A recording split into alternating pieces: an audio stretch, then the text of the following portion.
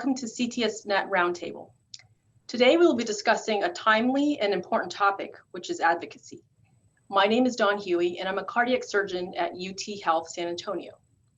I'm joined today by 5 leaders, ranging from a medical student who was awarded the STS's Key Contact of the Year, to seasoned leaders and advocates, to our STS Director of Government Affairs. Before we get started, I'd like to ask each of the panelists to introduce themselves. My name is Keith Naughtheim. I'm a thoracic surgeon at St. Louis University, and I've been involved with advocacy with STS for a number of years. Hey, I'm John Calhoun. I'm a heart surgeon in San Antonio, and like Keith, I've been involved with advocacy for a long time. My name is Rania Prevensa, and I'm an adult cardiac surgeon at Baylor College of Medicine in Houston, and I'm a member with the STS workforce on healthcare policy reform and advocacy for quite a few years now. I'm Seth Wolf, a 4th year medical student at the University of Vermont, Larner College of Medicine.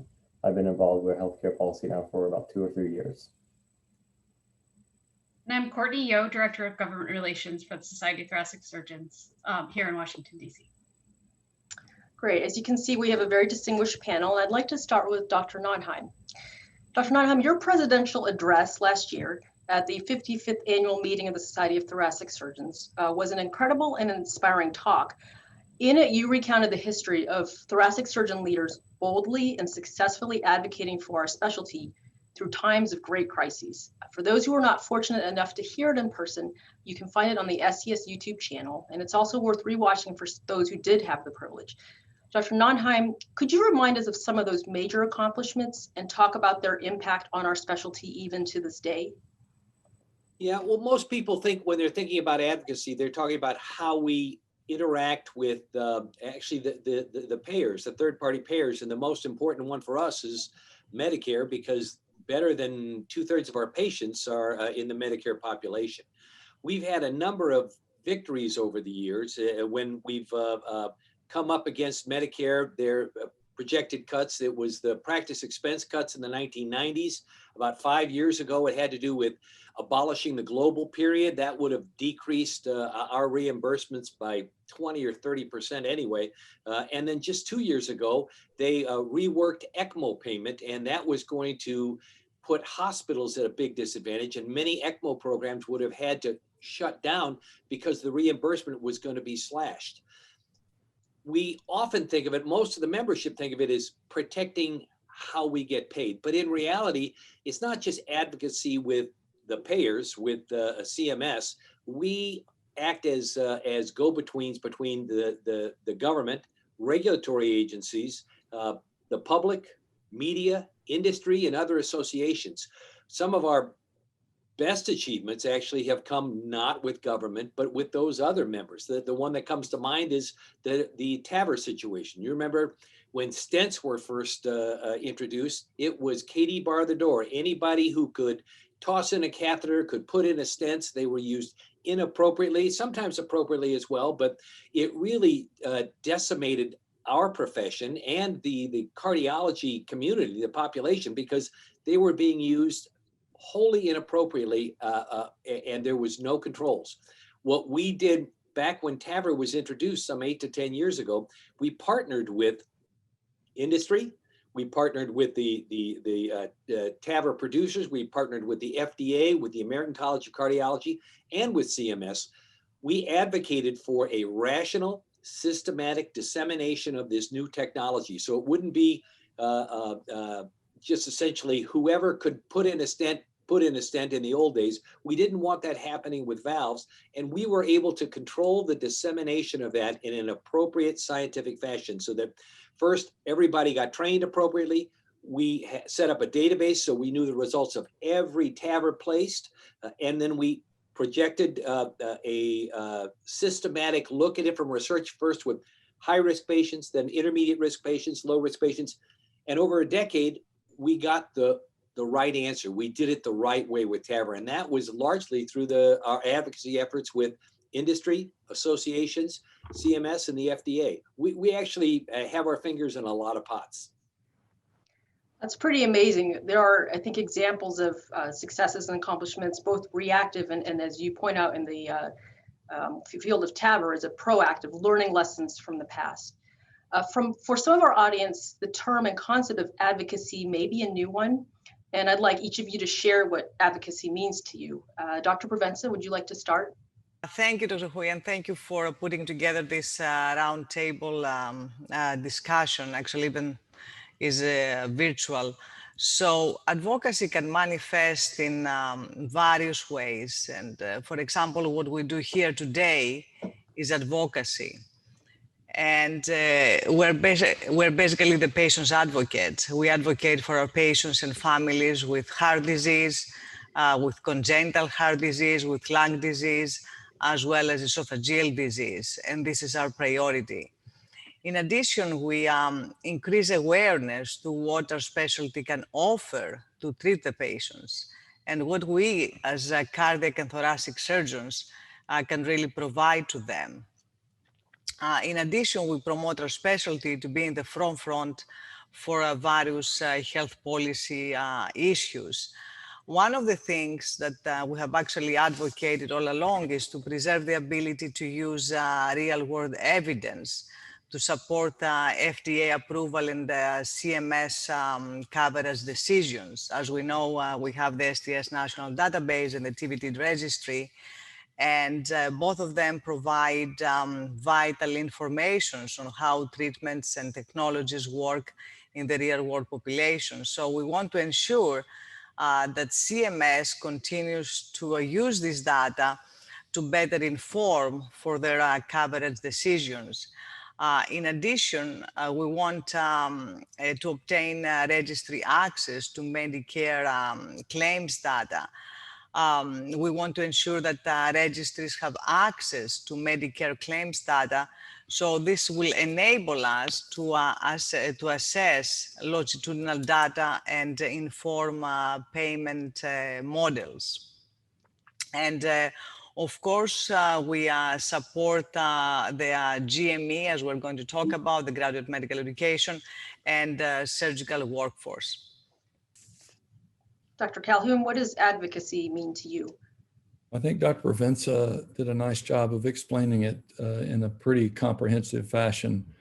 For me, one of the things that's most important for advocacy is the GME component. And one of the things we've done behind the scenes through the workforce is to try and get additional payment or enough payment to keep med students like Seth coming into our specialty, to keep the pipeline for our specialty, whether it's esophagus, lung, cardiac, or kids, that people want to come into the specialty. They see it having a future. They see it being considered important by the payers, so that the stuff we do, which is arduous and takes a long time, is compensated in at least a competitive enough way that people will still want to go into it. And so without talking a lot more about it, I'd say it's the GME component that's pretty important. Great. Mr. Wolf, Dr. Callahan mentioned you, and we'll get a little bit more into your story, but preliminarily, what does advocacy mean to you? So keeping it simple, to me, advocacy is the ability to create sustainable and far-reaching change beyond the patients you see on a daily basis. That's the essence of advocacy for me. That's a very great, succinct definition. Anybody else want to weigh in? I'm nowhere near as succinct, but everybody who knows me knows that. But I would just say we are here to safeguard the specialty. And the specialty includes not just the practitioners, our associates in that, our nurses, our PAs, our anesthesia colleagues, our cardiology colleagues. We need to make certain that the best technology available is there for our patients, that we are allowed to work as a group to efficiently and effectively treat cardiovascular and thoracic disease in the American population. And anything that gets in the way of that, we're advocating against. Well, I will just wrap things up with the Director of Government Relations hat on and say what advocacy means to me, go a little bit old school. Dr. Naughtheim, I'm betting that you couldn't name all 5 of the freedoms in the First Amendment right now, if I asked you. I'm pretty sure that you'd get religion, pretty sure you'd get speech, pretty sure you'd Assembly. get press. Yeah. Then you have assembly.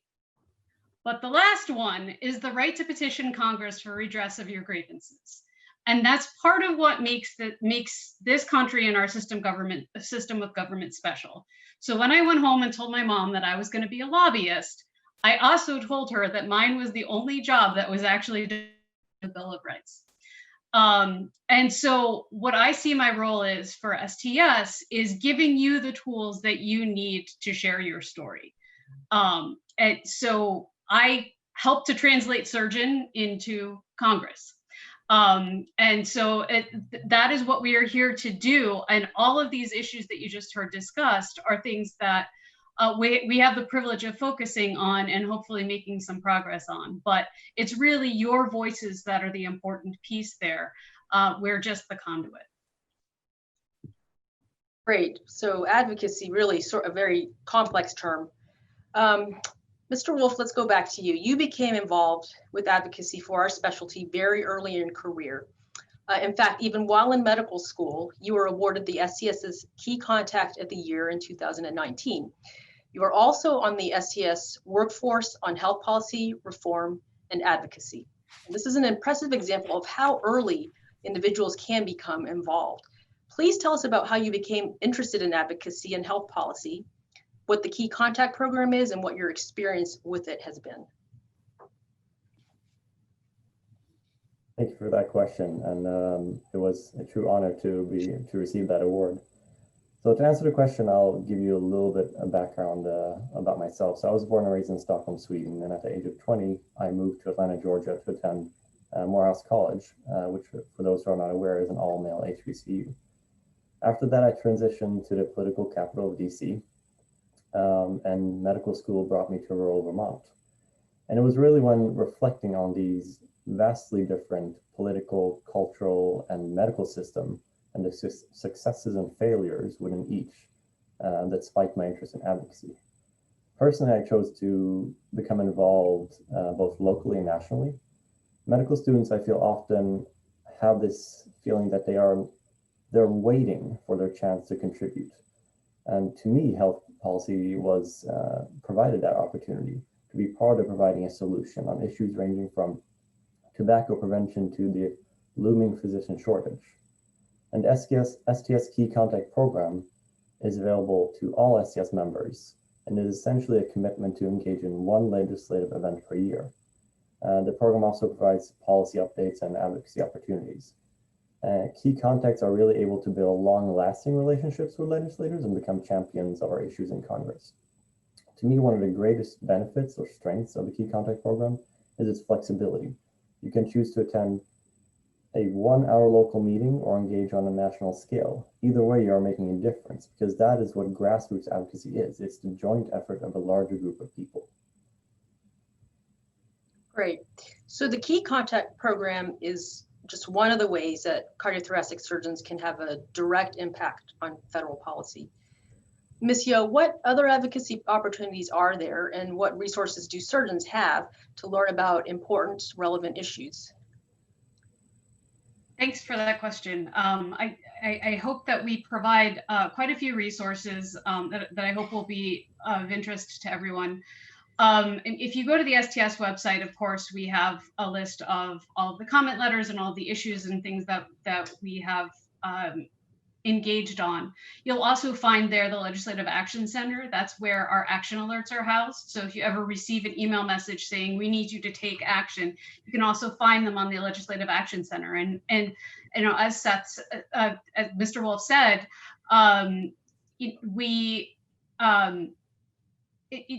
advocacy can be as simple as sending a note to your member of Congress, and we help to facilitate that through the Legislative Advocacy Center. Of course, some of the in-person events and things that we do are going to be truncated for a little while. they think the fly-in is a great opportunity and something that we're looking forward to bringing back. That's an opportunity for STS members to fly to Washington, D.C. You'll receive some briefing materials in advance. We'll have some programming in the evening, and then send you to Capitol Hill the next day with a packet of materials. And our goal is always to make you A, feel prepared, but B, also give you an opportunity to tell your story in relation to the advocacy topics or raise other issues. We're really, as I said, a conduit to your members of Congress.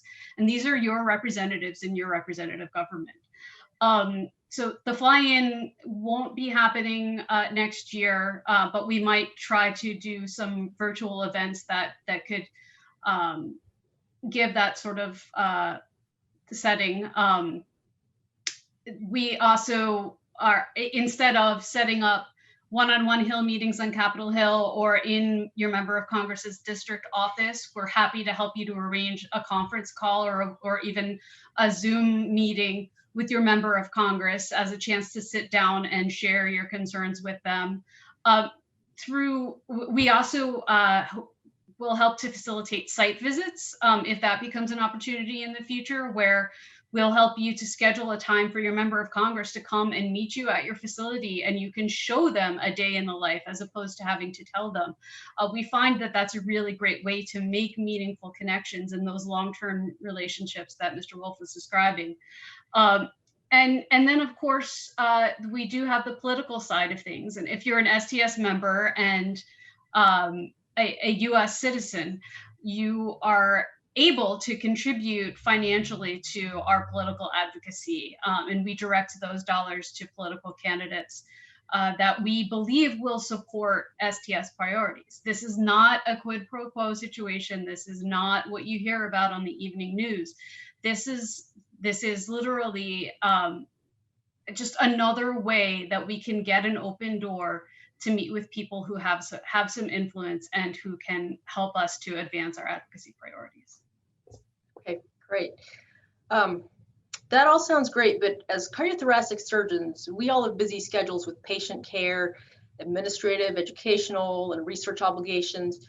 Dr. Calhoun, you are an example of somebody who's successfully advocated locally and nationally. You've participated in a lot of the initiatives that Ms. Yo described.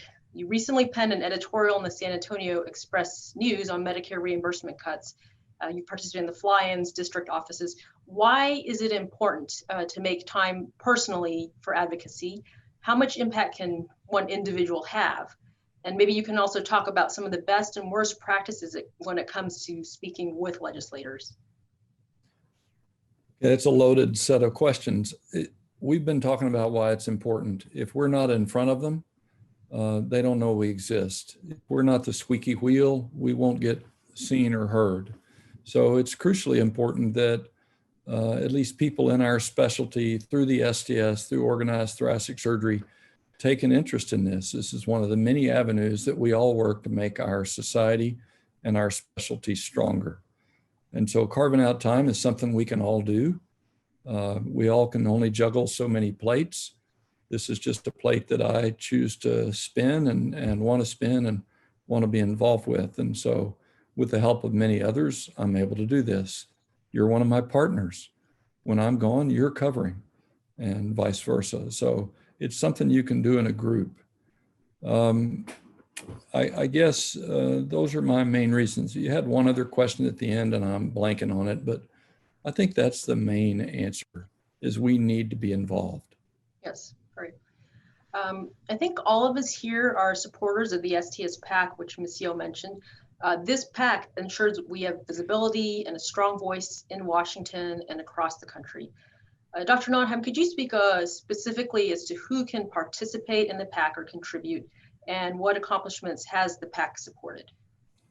Well, anyone who's a U.S. citizen or another legal resident, such as green card participants, can donate to the PAC. The PAC can also accept donations from non-individuals, from businesses, but those corporations, practices, when it's a non-individual, those have to go into a separate fund that cannot be used directly for the support of congressional or senatorial campaigns. They can be used to cover expenses and some other overhead, but the real money that we need has to come from individuals. When that does, we have a donation that gets us essentially out in front of and on the schedule of the senator or the congressman in the key legislative committee that is going to make a decision or where we need to bring up an issue. So we need as many of our members to participate in the PACs as we can, because that's really how we get people's attention.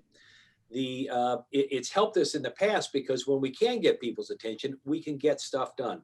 I mentioned before about the global period. There was essentially, as you know, CMS makes most of its decisions and most of its pronouncements on a relatively unilateral basis. They say they accept comments, blah blah blah, but after you comment, they nod their head and say thank you, and then they just go ahead with whatever they want to do. That's the regulatory agency. The only way we can affect that kind of regulatory agency action that is counter to what is in the best interest of our specialty is to work through the legislative branch. And that's what we did with the global period. When they wouldn't listen to our arguments on abolishing the global period, we went to the legislature and pressure was placed on them by Congress, and that they reversed their course, and that global period abolishment disappeared. The same thing is now happening with the Medicare cuts. As you know, as of January, they're supposed to, because of the fact that they've changed the E&M, the evaluation and management codes, they've changed the formula by which those are reimbursed. Our specialty and most procedurally based specialties will actually get a decrease anywhere from 3 to 12% in terms of Medicare expenditure. Now, remember, this is coming in the midst of a pandemic when practices are already going under. And we are the healthcare heroes that they say, you're wonderful people, it is great, we thank you. By the way, you're gonna get a 10% pay cut. That makes no sense. And the people who are the most incensed, and should be, are the infectious disease and the emergency medicine docs. These are people literally on the front lines. I mean, we're on the front lines somewhat, but these are people wearing the respirator masks, seeing the COVID patients on a day-to-day basis. I know this because my wife is one of them, and they're getting cut. So we made our arguments to Medicare. They're not listening. What are we going to have to do? We're going to the legislature.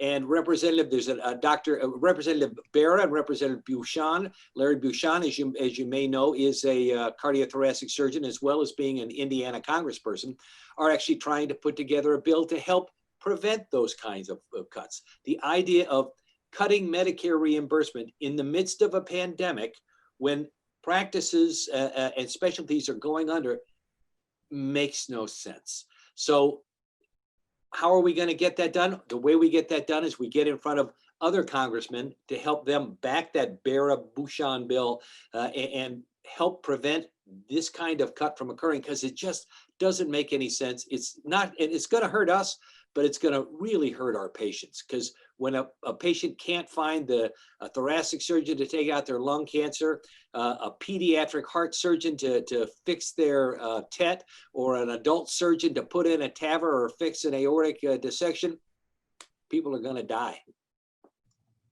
I'm glad you brought up the Medicare cut. It's such a hot topic now.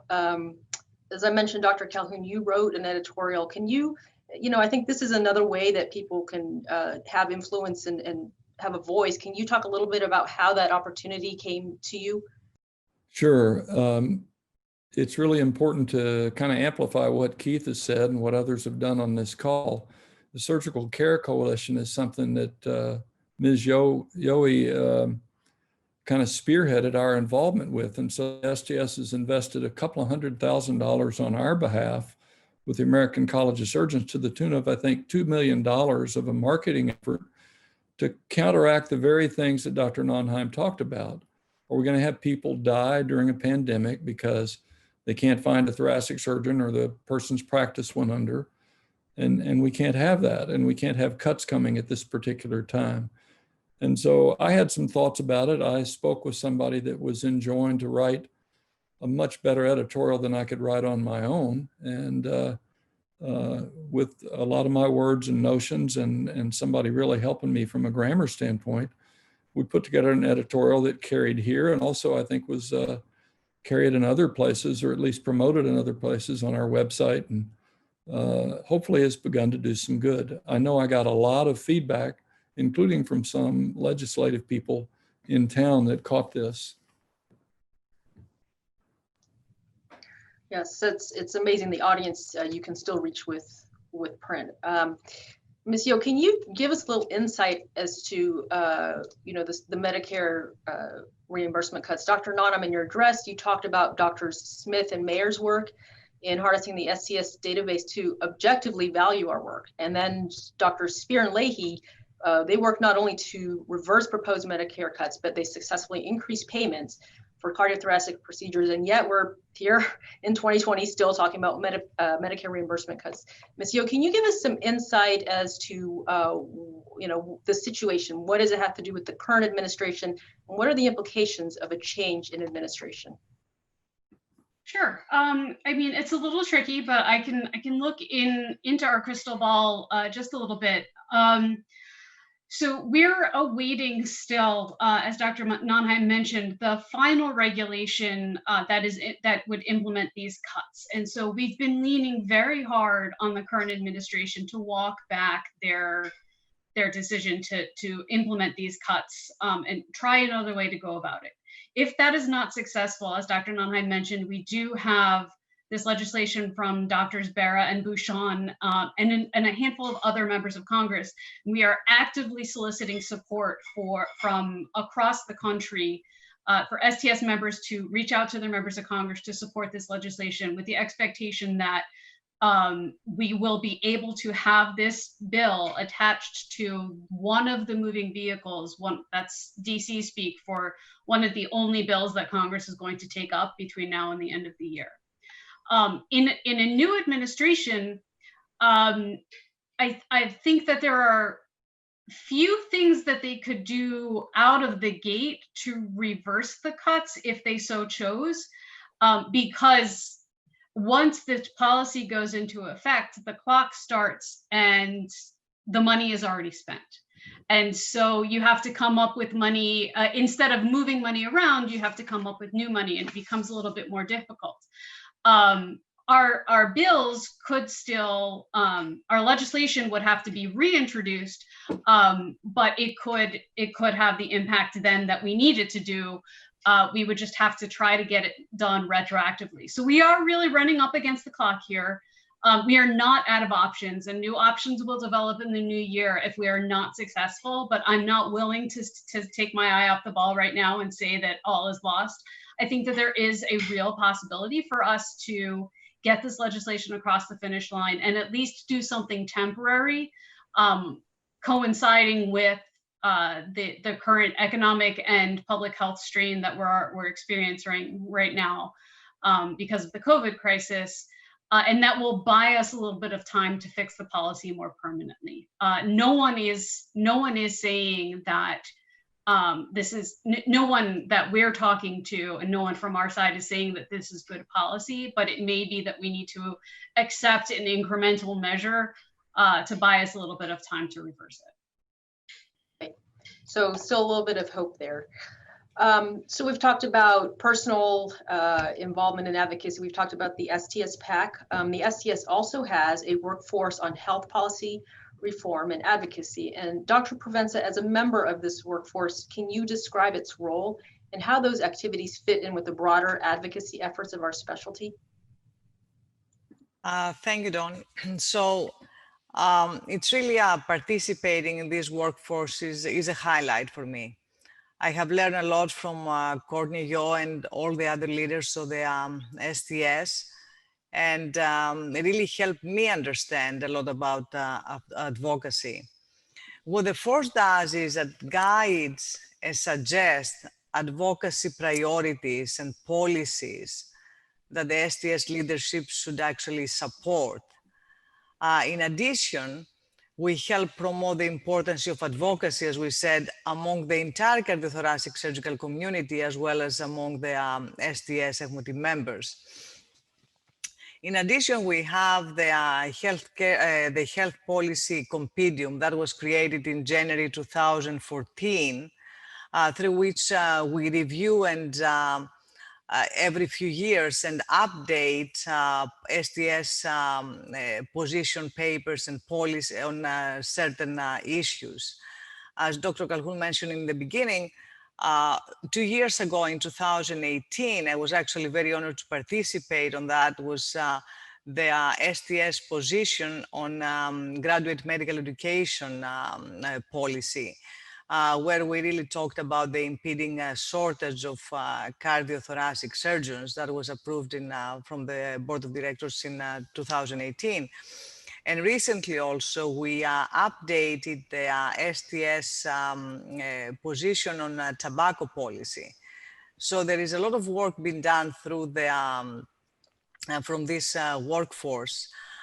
In addition, of course, we have the STS Legislative Action Center, where any member can really send a message to a member of a Congress for various healthcare policy issues.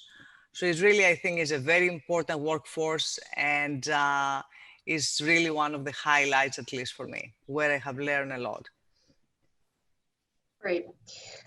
Well, I want to see if there are any closing thoughts from any of these, the panelists. You know, we've just come through what some people have described as the most critical election of our lifetime, and there's been a lot of political engagement across just the general public. We will have new members in Congress coming January, so a lot of opportunity, but it's important, I think, to continue to participate through the entire election cycle. Do our panelists have any thoughts about this or anything else we've discussed today? Well, I'd say that I'll bet if you looked at the specialty as a whole, just like you look at the country as a whole, 47% are going to be leaning right, 47% are going to be leaning left. And I think it's important that we understand and remember that we are actually more alike than we are different, specifically because of our chosen profession, that we can and should work together in government, specifically in this area, because the betterment of our patients is what we do. It's what we do every day. And that includes not just our work in the operating room, in the clinic offices, but it also has to include the work that's done in Washington to make certain that lung cancer screening is a right by according to the U.S.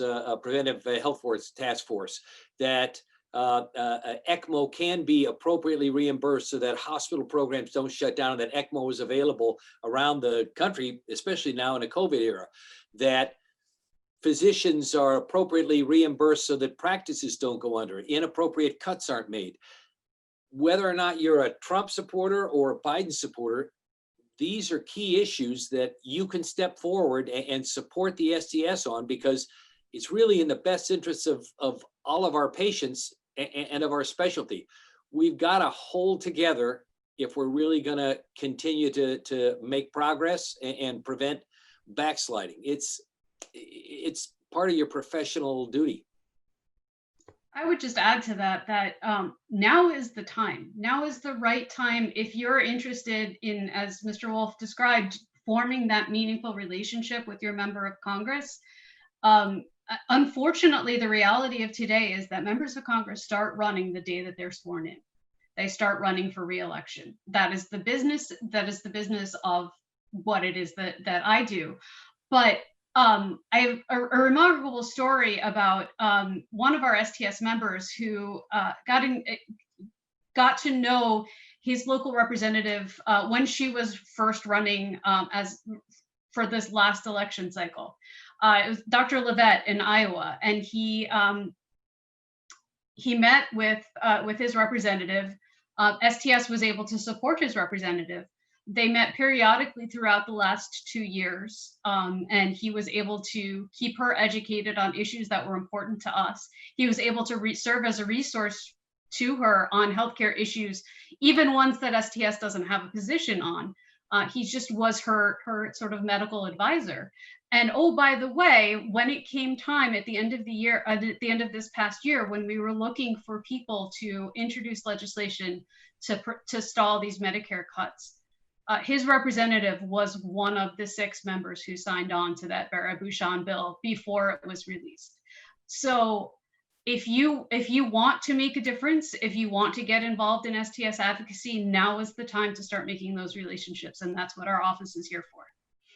I want to really echo what was previously said. Whether you're a medical student, resident, fellow, junior, or senior attending, you can become involved, and this is a fantastic way to have an impact, and it's really rewarding work.